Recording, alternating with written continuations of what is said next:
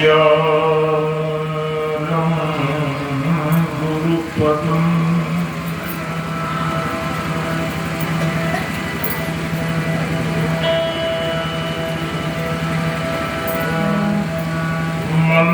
मंत्रमूलं गुरोर्वाक्यम्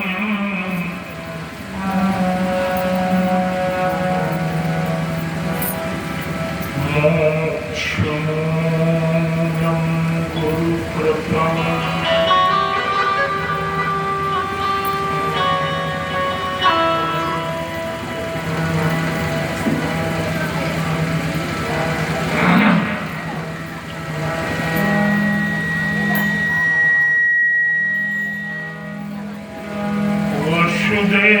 वसुदेवसुतं देवम्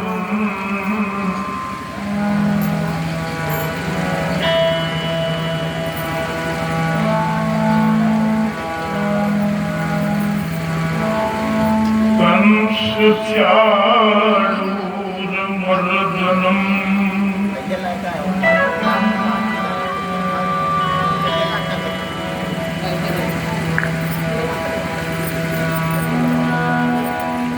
देवकी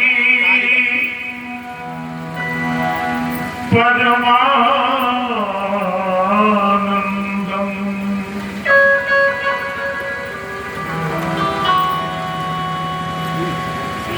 श्रीकृष्णं वन्दे जगद्गुरुम्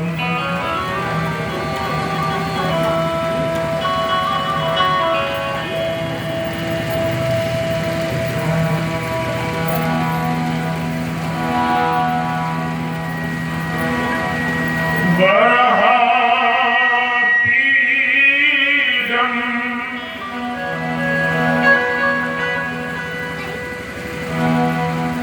नटवरवतु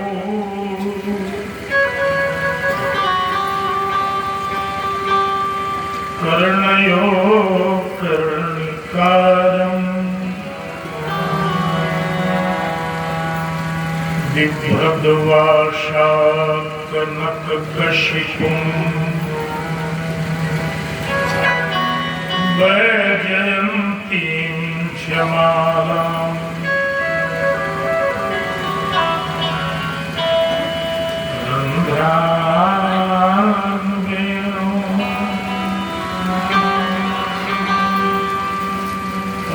रधरशुद्धया पूजितं गोपवृन्दैः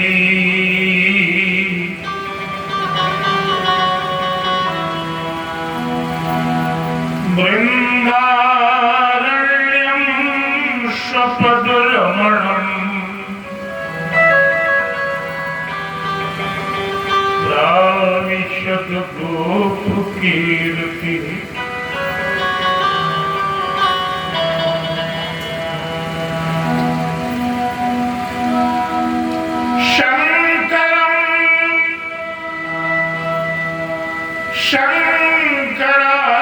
शंकराचार्यं केशवं बादरायणम्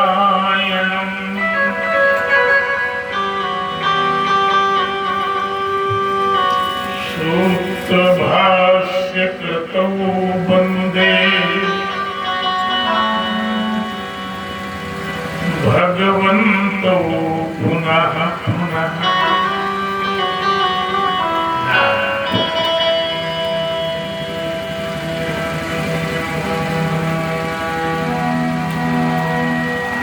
यत्र यत्र रघुनाथ कीर्तनम् तत्र तत्र कृतमस्तकाञ्जलिम्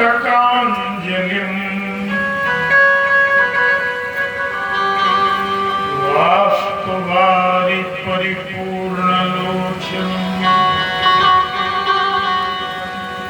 मारुतिं नमत राक्षसान्तकम्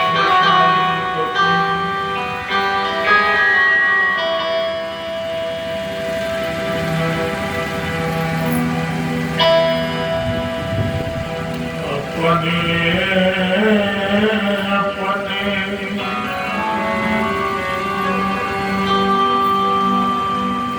घरन की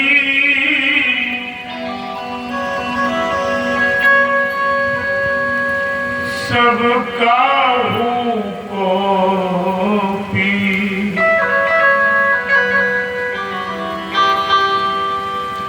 तुम्हें पीर सब घरन की धन्य धन्य रघुवीर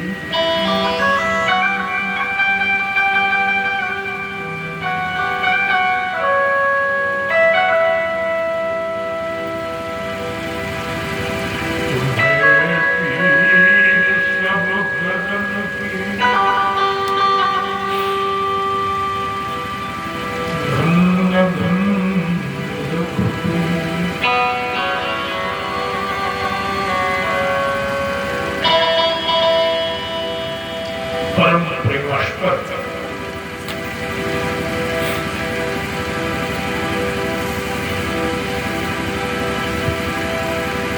श्री हरि कथा के पावन प्रवाह में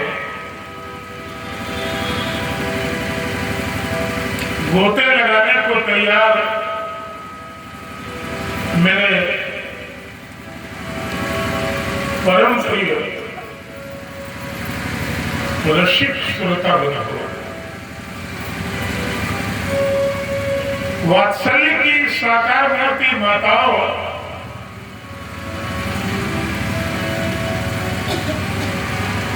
एवं स्नेह की सजीवतम मूर्ति बहनों बेटियों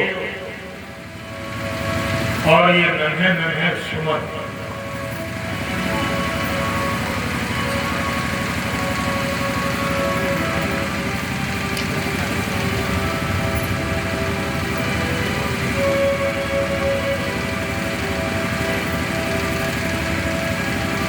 बड़ी प्रसन्नता हुई आज एक बात सुन के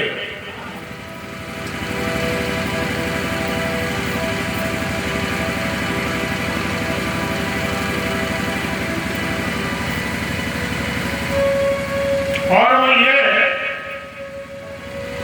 अभी भी हमारे भैया यहाँ पधारे थे उन्होंने कहा मुझे श्लोक सुन के बहुत अच्छा लगा तो मेरे अंदर से आवाज आई कथा कहना सफल हो गया। एक बंदा तो मिला तुमसे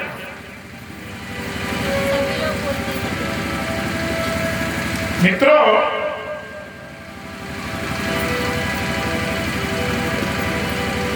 रामचरितमानस में एक जगह के कई को उपानंद देती हुई भगवती अनुसुईया ने कहा था हरि के कई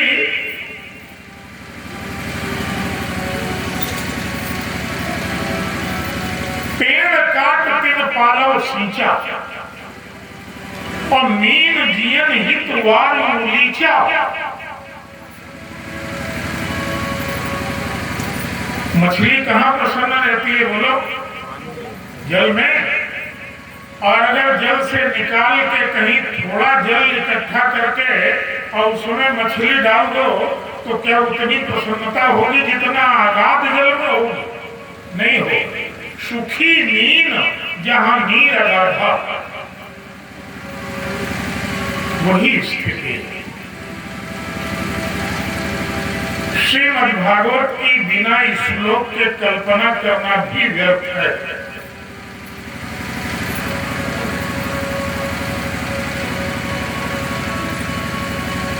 तो मित्रों हमारे कृपालु श्रोताओं अच्छा लगा मुझे बहुत अच्छा लगा और आइए दो बार हरि नाम ले लीजिए बस इसके आगे शुरू हो जाता है।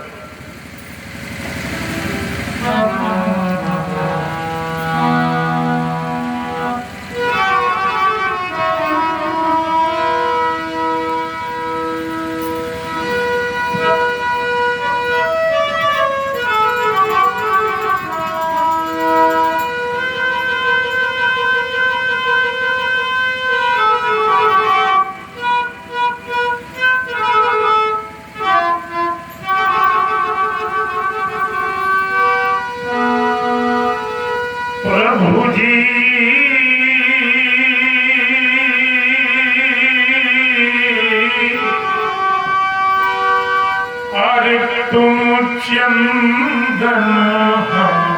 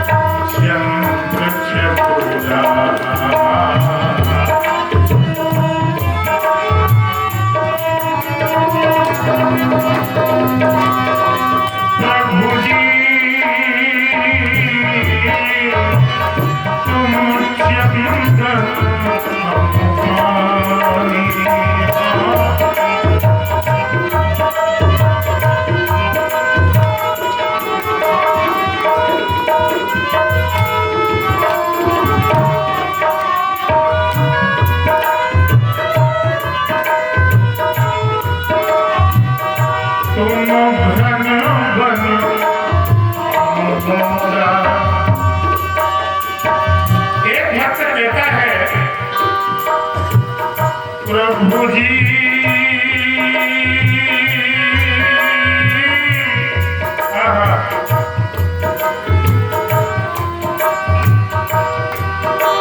अरे तुम दीपक हम बाती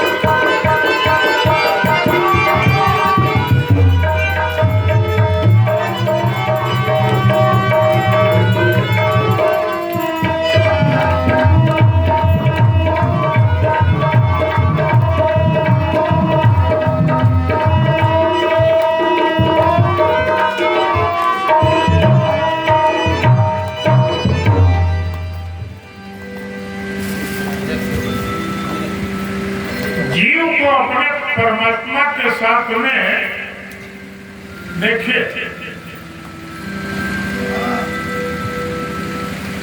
साधक अपनी साधना के द्वारा अपने साध्य को प्राप्त करता है। कहता है ना, ठीक उसी तरह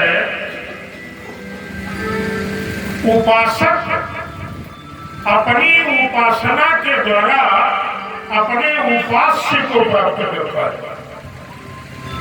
इसी तरह जीव अपने जीवात्म रूप में स्थित रहकर और अपने अंतःकरण मन, इंद्रियों, बुद्धि, मन, अहंकार, चित्त आदि को एकीभूत करके परमात्मा सत्ता से संबंध स्थापित करता है।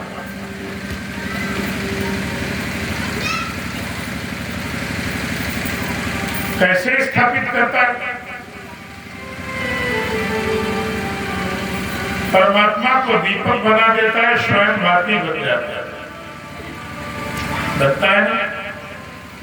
आप कहोगे घी किसका पड़ता है? यही घी ही तो साधना है, यही घी ही तो उपासना है, यही तो तुम्हारी चित्त वृत्ति की एकाग्रता है। बोलो सच्चिदानंद भगवान की। लाइट आ गई लगता है। अच्छा, बढ़िया रहा। अच्छा, लाइट आ गई तो आप लोग भी यहाँ आ जाओ पास में। नहीं बनेगा? अरे आ जाओ। जिन्हें बैठने में तकलीफ हो, बिना कुर्सी के जो न बैठ पाते हो वो बैठे रहे। बाकी जो लोग आराम से जमीन में, नहीं, बहुत लोगों को तकलीफ होती है, ये घुटने कभी कभी बहुत दर्द करने लगते हैं, तो जिनको कष्ट हो वो बैठे रहे। दिखते हैं, दिख रहे हो आप लोग? बढ़िया है। आज हमें लगता है यहाँ दूध दही की नदियां बह जाएंगी। बहुत किया, शाबाश, बहुत बढ़िया। एक बात बताओ, जो यहाँ लेके आएगा भगवान कृष्ण के जन्म में ये अपना दूध दही, काले के उनकी भैंसियन को दूध बढ़ जाएगा।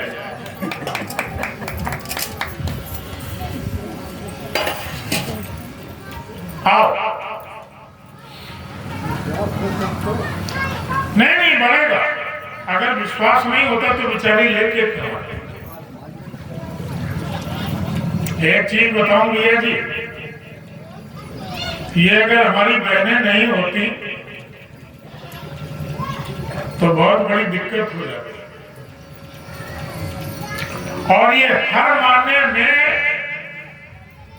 आचार्यों ने लिखा है कि पुरुषों से सबल हैं। एक नहीं दो मात्राएं नर नर और नारी। एक नहीं दो मात्राएं नर से भारी। बोलो है भी नहीं। और एक चीज सुन लो, अगर हनुमान जी की माता अंजनी नहीं होती तो आज ये सूर्य भगवान आपको देखने को न मिलते। है उन्हें तो खा ही लिया। तो नारी न होती यदि इस जग में तो दिनमणि का भास न होता, और अगर नारी न होती यदि इस जग में तो जग का इतिहास न होता।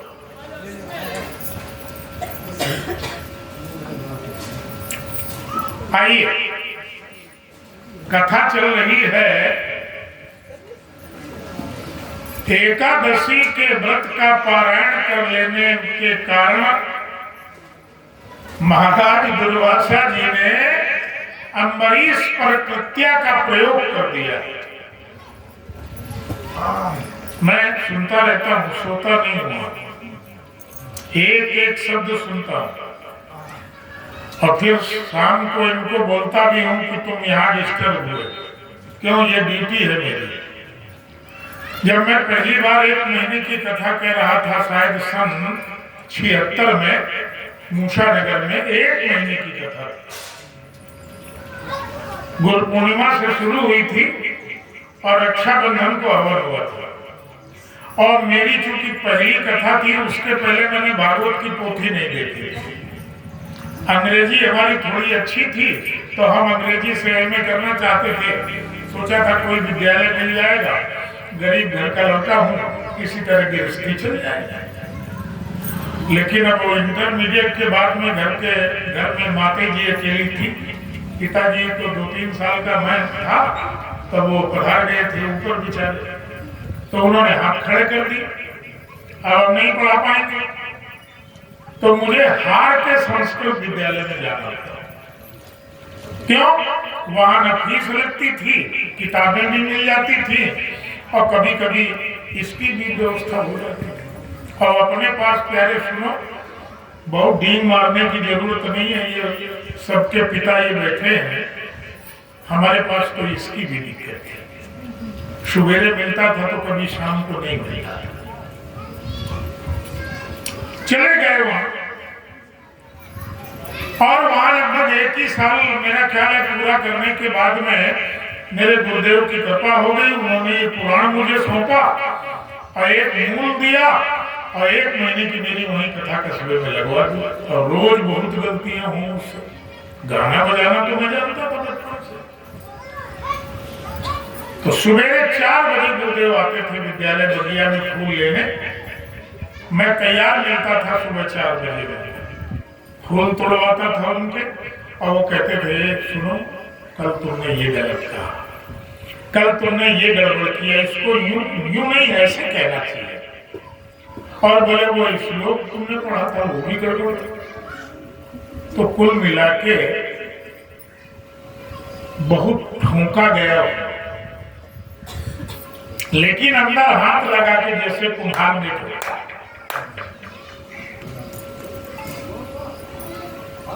आज वो विभूतियां और वो पूज्य गुरुदेव अब नहीं रहे, लेकिन उनकी प्रतिमूर्ति मेरे सामने है। तो कृत्या का प्रयोग किया। साहब मूसा नगर से उमाकांत पाल। अरे वाह साहब वाह, धन्यवाद। आइए आइए आइए। अब जहाँ से साहब आए वहीं का बताओ जी, तब बात बनी। नहीं आपसे मुलाकात हो चुकी है। गृह प्रवेश। हाँ हो चुकी मुलाकात।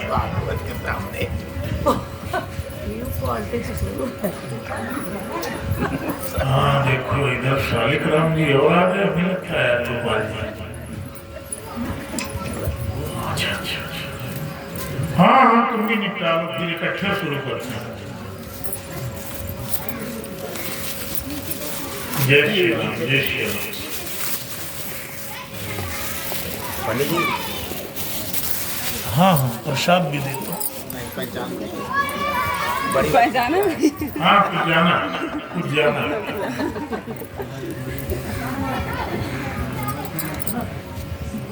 चलिए।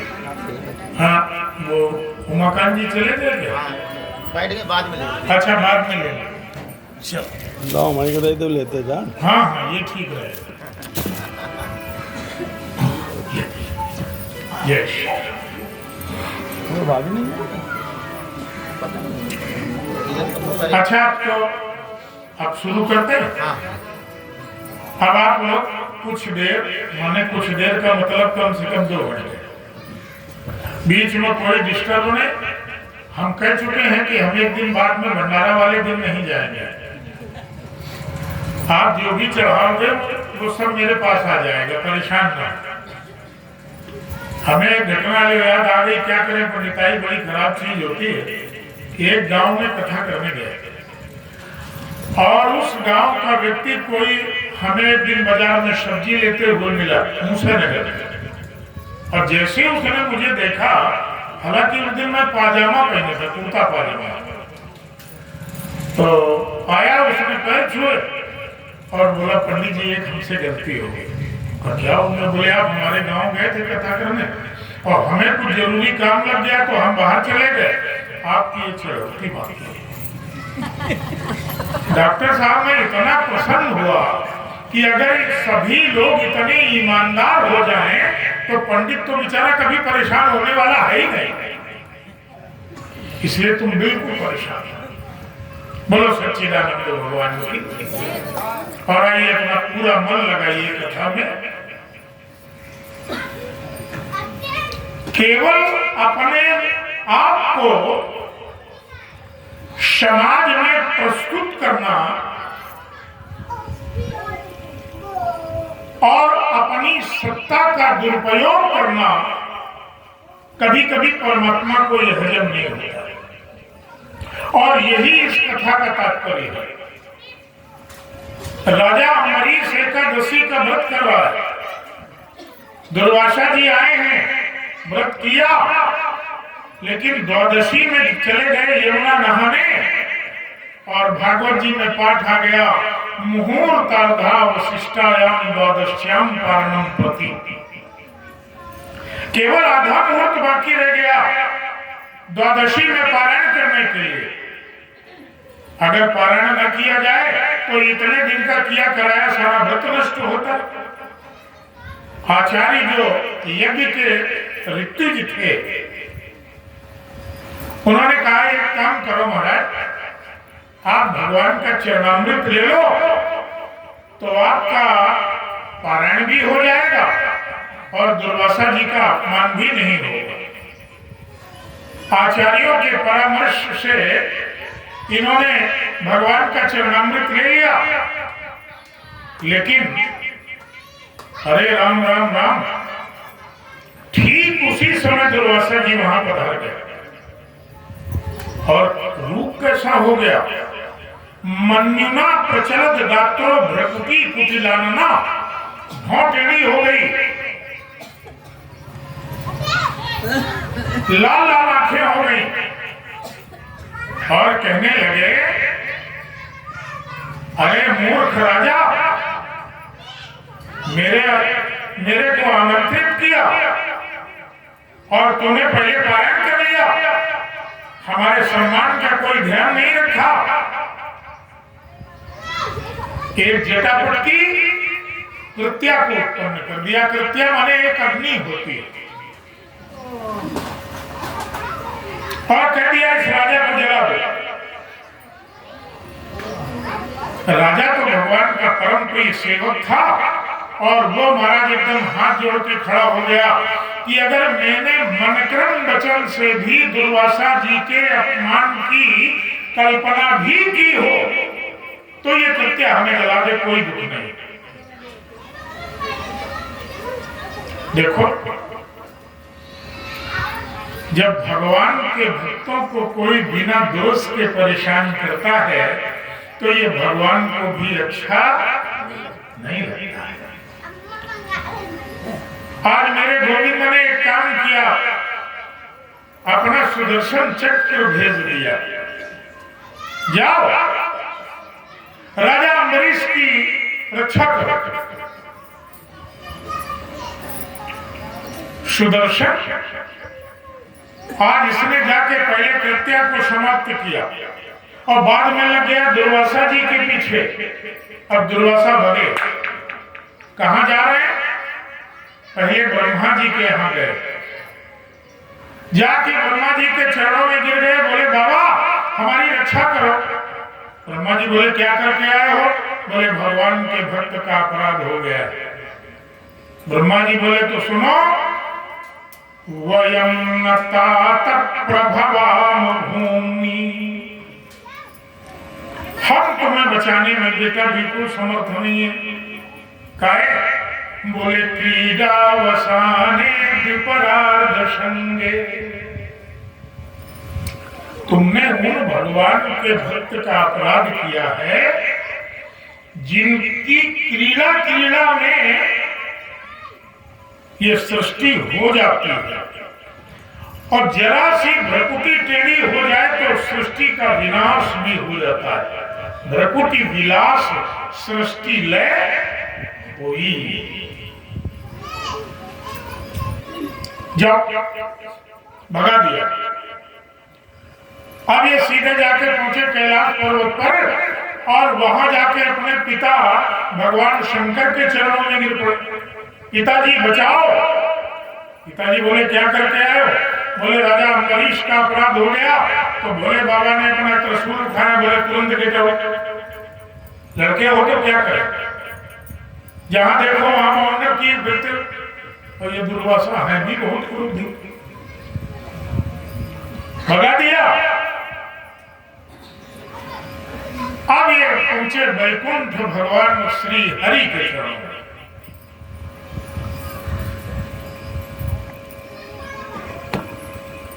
जाते जाते भगवान के श्री चरणों में गिर गए। भगवान बोले भैया दुर्वासा जी, हम आपको बचा तो नहीं सकते हैं, लेकिन तुम कैसे बचोगे ये हम जानते हैं। अरे तो बोले सरकार यही तो हमें चाहिए।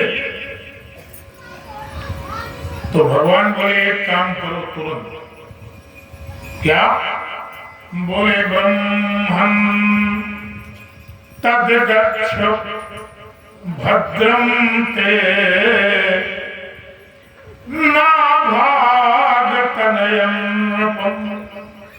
जाओ राजा अम्बरीश के चरणों में गिर जाओ, क्षमा पाए और क्षमा मांगो। ततः इसके बाद शांति भविष्यति, इसके बाद शांति मिलेगी।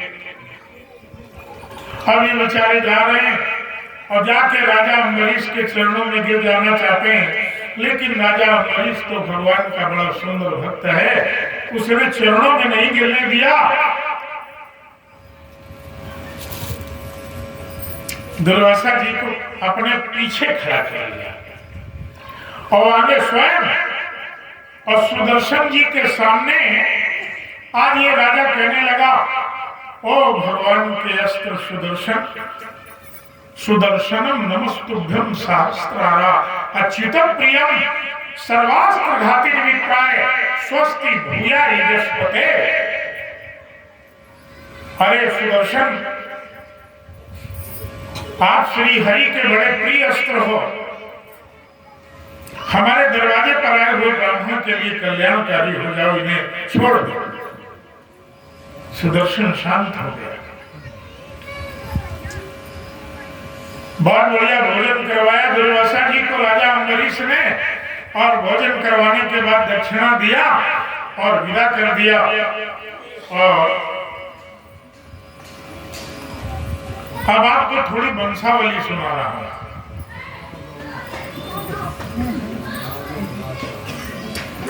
आइए जरा ध्यान से सुनो। राजा अम्बरीश के 3 लड़के हुए, विरूप, केतुमान और शंभु।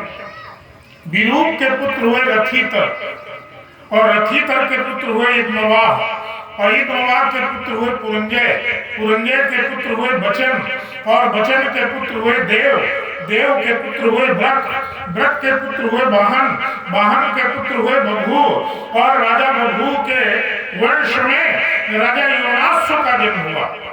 राजा योनाश्व के हुए मानधाता, मानधाता के हुए त्रिशंकु, त्रिशंकु के हुए हरिश्चंद्र, हरिश्चंद्र के हुए रोहित, रोहित के हुए हरित, हरित के हुए बाहुक, बाहुक के हुए शगर, शगर के हुए असमंजस, असमंजस के दिलीप, दिलीप के रघु, रघु के यज, आदि के दशरथ, दशरथ के श्री राम।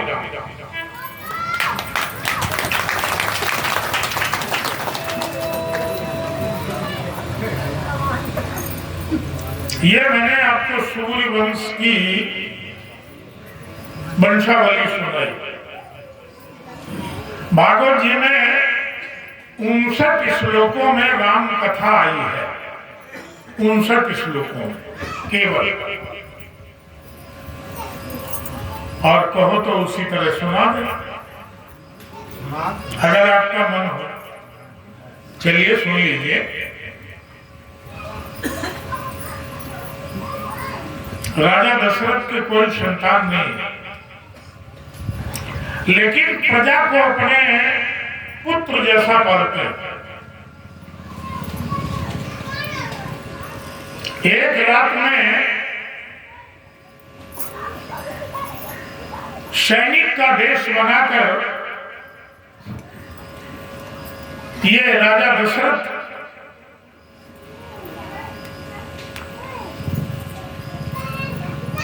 अपनी प्रजा का हाल चाल ले रहे हैं, देख रहे हैं गोपनीय वेश में। और पहुंच कहां गए? गुरुदेव वशिष्ठ के आश्रम में।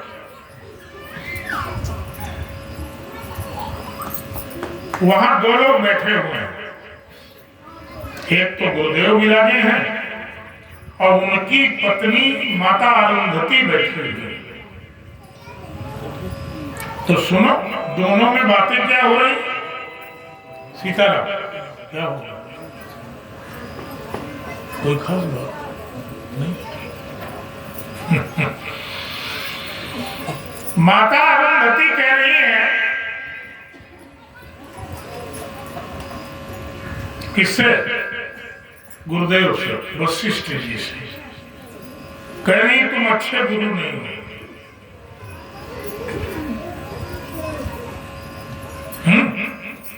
क्या कह रही? तुम अच्छे गुरु नहीं हो। वशिष्ठ जी ने कहा क्या करनी है मुझे? अरे जिसका नमक खा रहे हो, जिसके राज्य में रह रहे हो, उसका चौथा बना गया और उसको एक भी बेटा नहीं, कैसे गुरु हो? तुम्हारे शिष्य का अभी ये पूरा राज्य, आगे कोई उत्तराधिकारी नहीं है। मुस्कुराए गुरुदेव, बोले देवी, जब किसी को प्यास लगती है तो कुएं की तलाश करता है, जलाशय की ओर जाता है।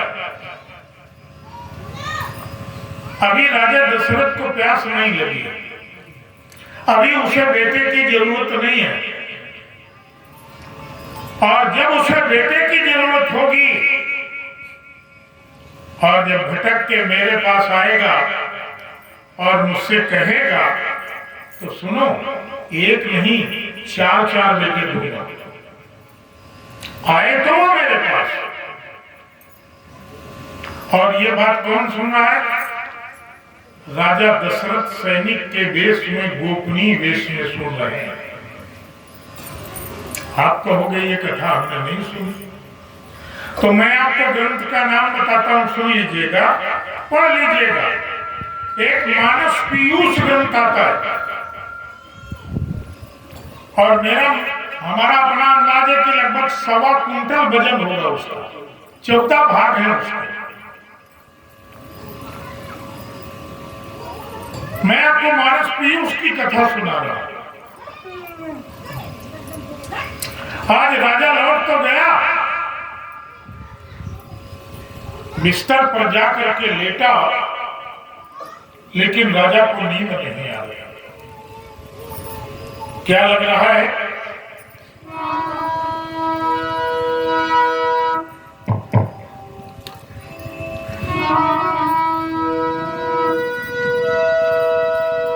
और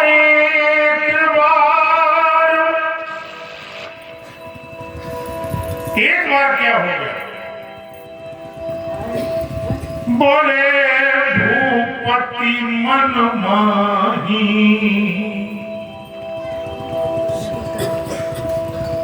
एक बार भूपति मन माही और भय गलान मोरे सुषुम्ना। यही बात है।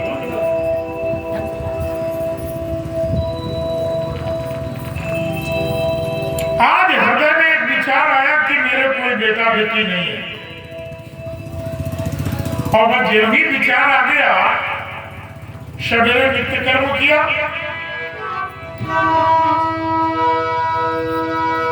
गुरु ग्रह गए तुरत महिपाला, गुरु ग्रह गए।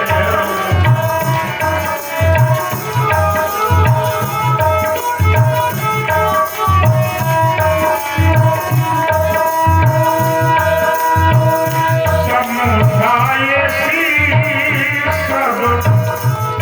विपत्ति भी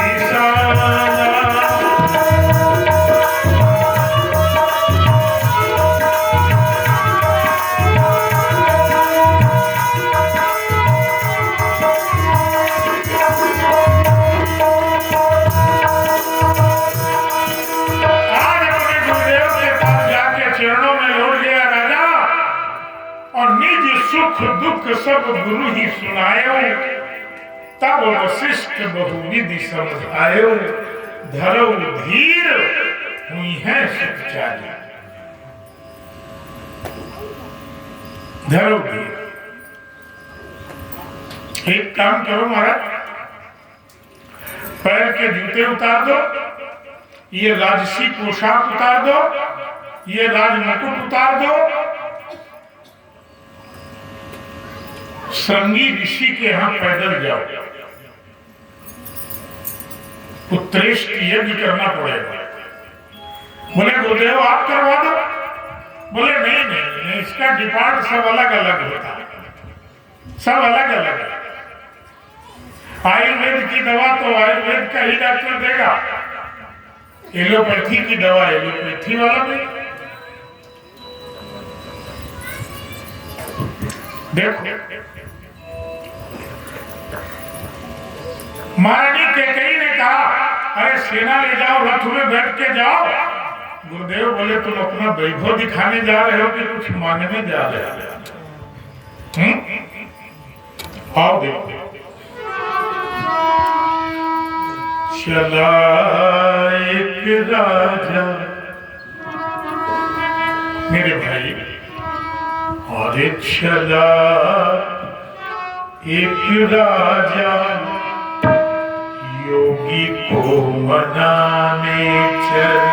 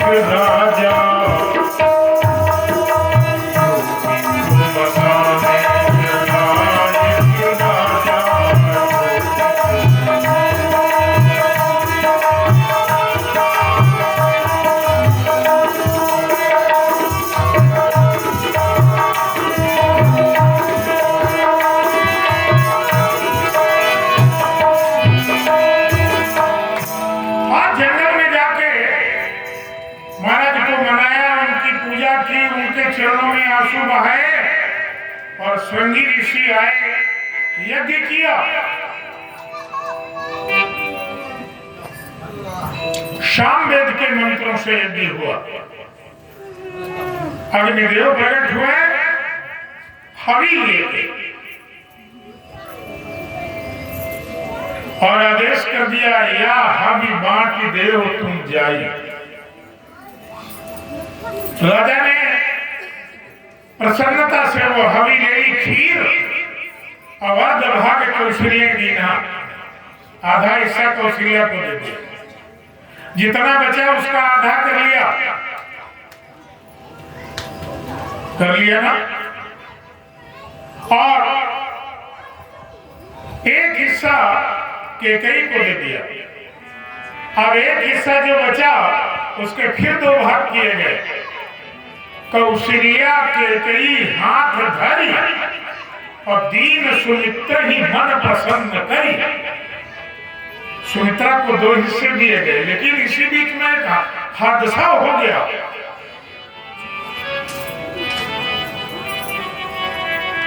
देखो ये भी मानस पीयूष की ही बात है।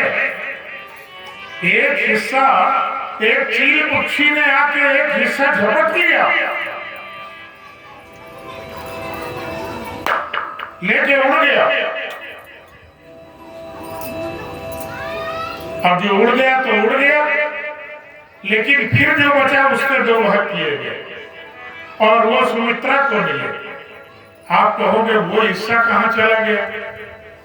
वो हिस्सा चला गया किष्किंधा पर्वत के आगे आंजनेय पर्वत पर, जहां भगवती माता अंजनी तप कर रही है। अंजनी की गोद में जाके वो हिस्सा गिरा। अंजनी ने उसे भगवान का प्रसाद मान के पा लिया। तो इधर आधे हिस्से से भगवान राम, कैकेयी के हिस्से से भरत और सुमित्रा के लक्ष्मण और शत्रुघ्न और अंजलि माता को श्री हनुमान जी। बोलो हनुमान जी महाराज की। आज मंगलवार है ना, तो मेरे मन में आया कि आपको हनुमान जी के उत्पत्ति का हाल बता। बड़ा आनंद हुआ।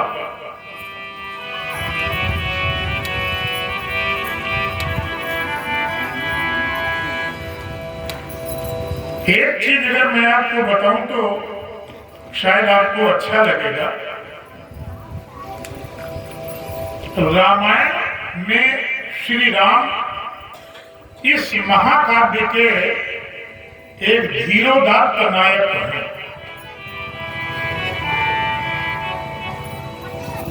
और नायक को अंग्रेजी में एक शब्द बोला जाता है उसके लिए, हीरो। हीरो में 4 शब्द पाए जाते हैं, HERO।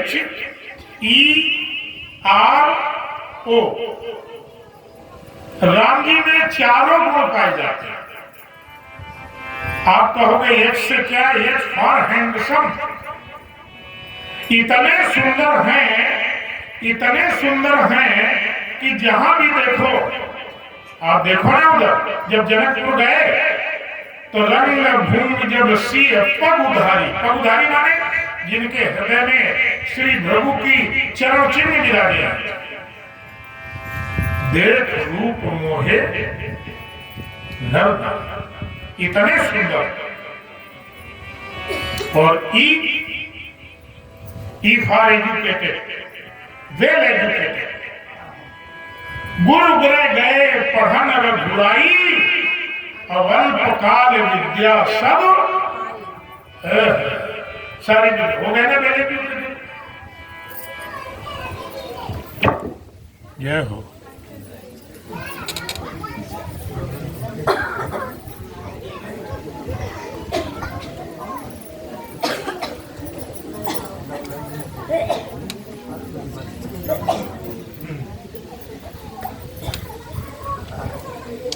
और ये बैठा तो था दूसरा वाला, ये हमें लगता है केवल हैं? फिर काहे बना है? देखभाल के लिए नहीं है, वो हम लोगों को परेशान करता है। केवल की 6 रोटी उसको बनाओ।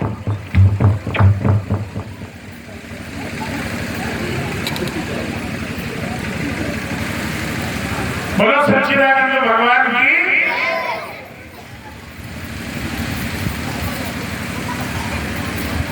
जीवन में वेल एजुकेटेड वही हो सकता है, कौन? जो आर रेगुलर होगा, समय की पहचान होगी जिसके अंदर समय जान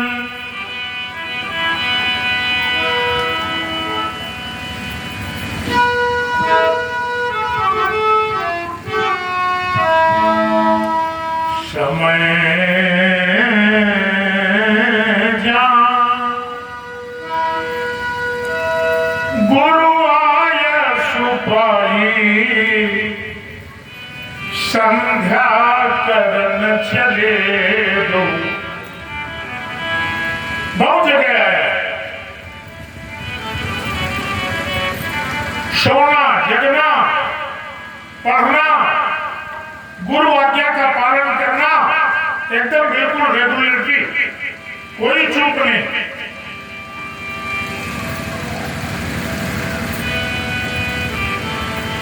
और इतना रेगुलर होने के बाद ही आप किसी लक्ष्य को पा सकते हैं। अगर आप सवेरे जल्दी नहीं जगोगे तो बोलो तुम्हारा घर का काम सवेरे जल्दी सिमट जाएगा। कई चीजें ये बताई गई जीवन में। अरे अपने घर गांव की बात करता हूं, क्या क्या बोले, चकिया और कटिया और पूजा पाठ और दिन निकले थे 12 बार।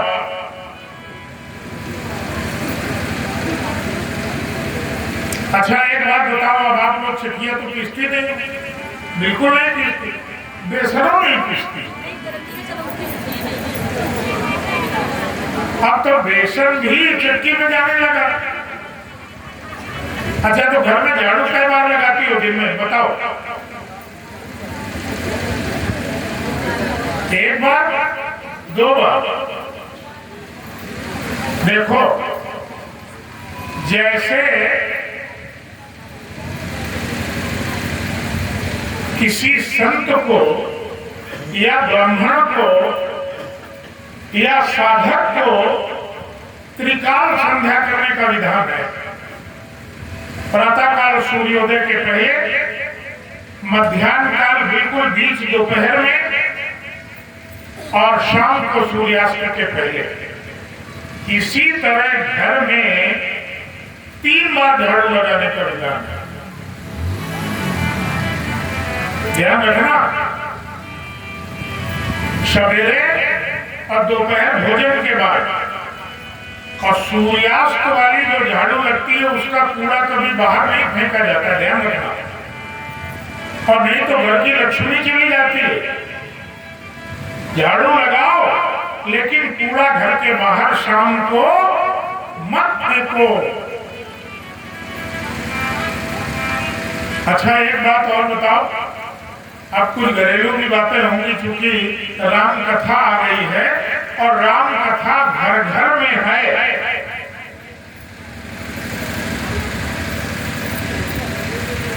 अपने घर के दरवाजे सवेरे 5 बजे जग के गाय का गोबर पहले से रख लो और दरवाजे में घुसने, बाहर से जैसे अंदर जाया जाता है, दाहिनी ओर लीप के चौक बना दो और थोड़े से चावल डाल दो, फूल हो तो फूल डाल दो। ऐसा अगर आप लोग करने लगो तो तुम्हारे घर में कभी भी भोजन की कमी नहीं होगी, मैं गारंटी देता हूं।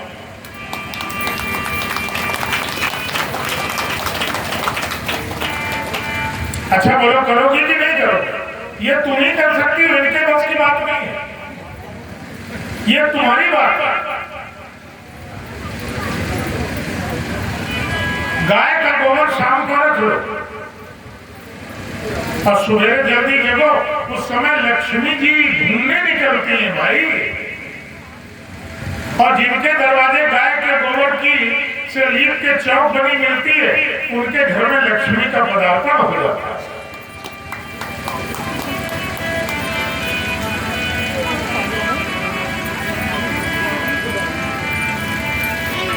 बैठ जाओ, प्रसाद बाद में मिलेगा, ठीक?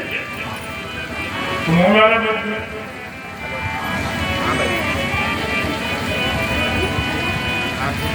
और आइए,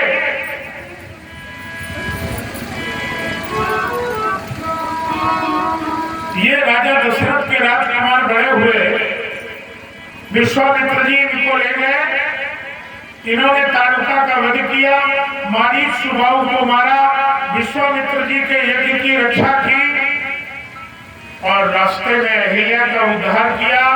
जनकपुर में जाके भगवान शिव के अजगों को तोड़ा और जानकी जी ने इनके गले में वरमाला डाली। और अब ये हो गए, बोलो सियावर रामचंद्र की बढ़िया बारात आई, भगवान राम का विवाह हुआ, बहुओं को विदा करवा के राजा दशरथ अयोध्या आ गए। और आइए देखो, एक चर्चा थोड़ी कर लेते हैं यहाँ। आज चारों बहुएं बैठी हुई हैं और तीनों सासें बैठी हुई हैं।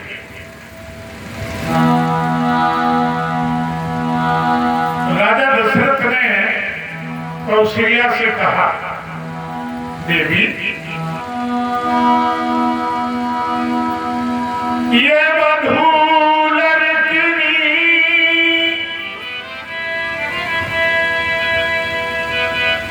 ये जो हमारी बहनें आई हैं, ये हमारी बहू नहीं है, ये हमारी बेटियां हैं। लड़की छोटी है पर घर आई और राखे नयन पलक की नाई राखे नयन पलक की नाई।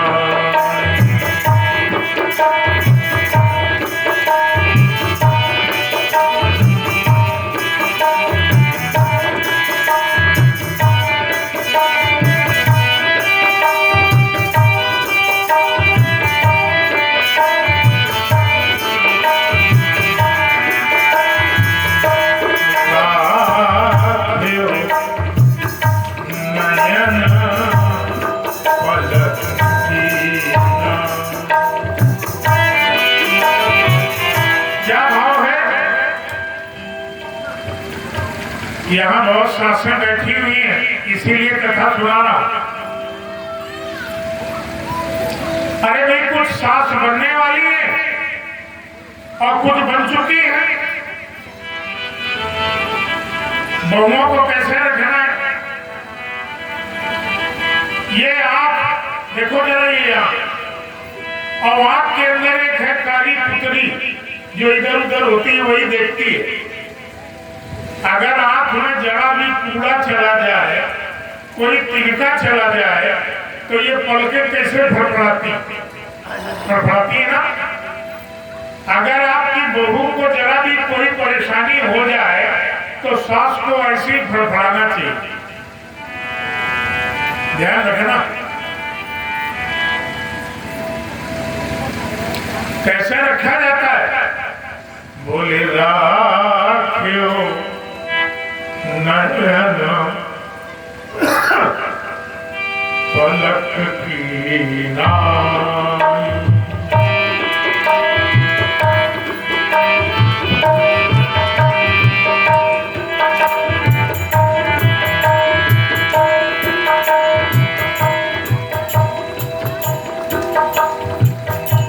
आइए आज समय बीता,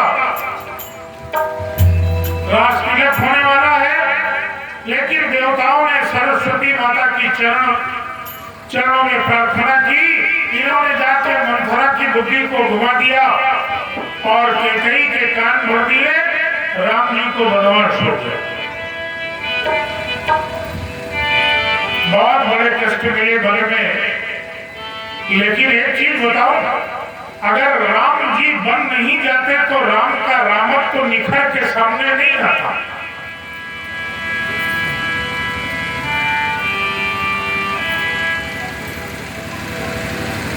यहाँ श्रृंगवेरपुर से चलते हुए चित्रकूट, भरद्वाज इत्यादि से भेंट, भगवती अनसुईया से भेंट, यहाँ भरत जी का आगमन हुआ है और भरत जी ने राम जी की खड़ाऊ ली, इनको जाके अयोध्या के सिंहासन पर रखा। राम जी आगे बढ़ गए और पंचवटी में जाके निवास किए। विराट इत्यादि राक्षसों का वध करते हुए जानकी जी का हरण हुआ और जानकी की खोज करते करते भगवती शबरी, भक्त प्रवर हनुमान और सुग्रीव आदि से भेंट, बाली का वध, लंका पर चढ़ाई, मेघनाद कुंभकर्ण इत्यादि का बीच में सेतुबंध सागर पर पुल बंधा और राक्षसों को मारा गया। रावण का वध हुआ, विभीषण का रस तिलक हुआ और भगवान पुष्पक विमान पर बैठ करके अयोध्या आ गए। बस इतनी इसी ढंग से कथा है यहाँ भागवत जी, जैसे मैंने सुनाई। और अब चलो अपनी भागवत जी की कथा पे दौड़ चलते हैं, क्योंकि अभी हमें बहुत लंबी मंजिल जाना है। आइए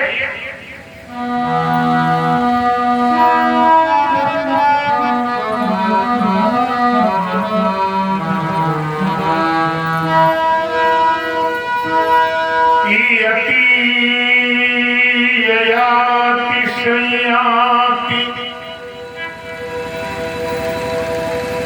अभी अभी थोड़ी देर पहले मैंने आपको सूर्य वंश की वंशावली सुनाई। जरा एक निगाह डाल लीजिए चंद्रवंश की वंशावली में। आओ,